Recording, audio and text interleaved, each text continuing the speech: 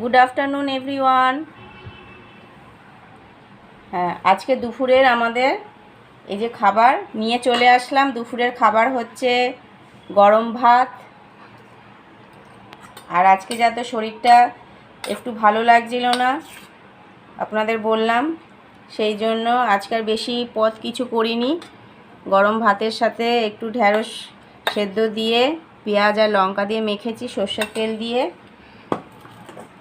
এদিকে উচ্ছে আলু একটু ভেজে নিয়েছি, কেন মুখে একদম ঠান্ডার জন্য এত ঠান্ডা লেগেছে, মাথা যন্ত্রণা করছে, মুখে একদম স্বাদ নেই জানেন তো। সেই জন্য একটু উচ্ছে আলু ভেজে নিয়েছি। উচ্ছে আলুটা তিতোটা খেলে তাও একটু ভালো লাগবে। আর হচ্ছে মুসুরির ডালটা কড়াই ছিল কালকে, বলে দিয়েছি আপনাদের। আর এদিকে একটু টমেটো চাটনি করে নিয়েছি।